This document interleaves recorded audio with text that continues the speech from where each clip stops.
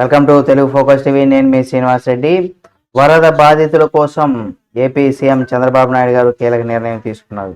ఏం నిర్ణయం తీసుకున్నారు ఏం తెలుసుకునే ముందు మీరు కనుక చంద్రబాబు నాయుడు గారి అభిమానులు అయితే ఆయనకి సంబంధించి మరిన్ని వీడియోలు మీ ముందుకు తీసుకొస్తుంది మా ఛానల్, కాబట్టి సబ్స్క్రైబ్ చేసుకుని పక్కనే ఉన్న బెల్ బటన్ ఒకటి మాత్రం మర్చిపోకండి. ఇక విజయవాడ వరద బాధితుల ప్రాంతాల్లో కూడా సీఎం చంద్రబాబు నాయుడు గారు మరోసారి పర్యటించారు. శుక్రవారం బాధితులతో ఆయన మాట్లాడారు కూడా. వరద ప్రాంతాల్లో ఏరియల్ సర్వే నిర్వహించామని కూడా తెలియజేశారు. వరద నివారణకు ప్రధానంగా బుడమేరు గుండ్లు పోడ్చాలని కూడా గండ్లు అని కూడా పోడ్చాలనేసి కూడా చెప్పుకొచ్చారు. అయితే గండ్లు పోడ్చడంతో ఆర్మీ సహాయం కూడా తీసుకున్నాం. 6 రోజులు తీవ్రంగా శ్రమిస్తున్నాం. నిన్న మళ్ళీ వర్షాలతో కొంత ఇబ్బంది జరిగింది అనేసి కూడా యుద్ధ ప్రాతిపదికన కూడా వరద బాధితులను కూడా ఆదుకుంటామనేసి కూడా చంద్రబాబు నాయుడు అయితే భరోసానైతే ఇచ్చారు. ప్రతి ఒక్కరికి కూడా ఉపాధి కల్పించేందుకు డిజిటల్ ఎంపవర్మెంట్ తీసుకొస్తున్నామనేసి కూడా చెప్పుకొచ్చారు. ప్రతి వార్డులో కొంత ఔత్సాహికులకు కూడా నిపుణుల ద్వారా శిక్షణ ఇప్పిస్తామని హామీ ఇచ్చారు. వరద ప్రభావిత ప్రాంతాల్లో కూడా 32 డివిజన్లలో విభజించామని ఆయన చెప్పుకొచ్చారు. అలాగే అక్కడ ఆహారం కావచ్చు, నీళ్లు కావచ్చు, బిస్కెట్లు, క్యాండిల్స్ అన్ని కూడా మేము అందిస్తున్నామని కూడా చెప్పుకొచ్చారు.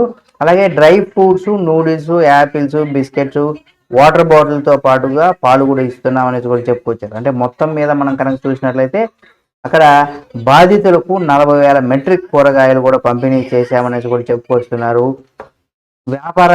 వ్యాపారులు కూడా కూరగాయలు ధరలను పెంచకుండా ప్రభుత్వం చర్యలు తీసుకుంటుందనేసి కూడా తెలిపారన్నమాట. అంటే నిత్యావసర సరుకులు ఇక్కడ అందే లోపే కూడా డ్రై ఫ్రూట్స్ అందజేస్తున్నామని కూడా చెప్పుకొచ్చారు. అంటే బాధితులు ఎవరైతే ఉన్నారో వాళ్ళ ఇళ్లను కూడా ప్రభుత్వం తరఫున తామే క్లీన్ చేయిస్తున్నామనేది కూడా చెప్పుకొచ్చారు. ఇవన్నీ కూడా ఎవరైతే వరద ప్రాంతాల్లో ప్రజలు ఇబ్బందులు పడి వాళ్ళ యొక్క ఇల్లు కావచ్చు, వాళ్ళకి తిండి కావచ్చు, అన్ని రకాలుగా అవన్నీ కూడా ప్రభుత్వమే దగ్గరుండి చూసుకుంటుందని కూడా చెప్పొచ్చు అనమాట. ఈ వీడియో మీకు నచ్చితే లైక్ చేయండి.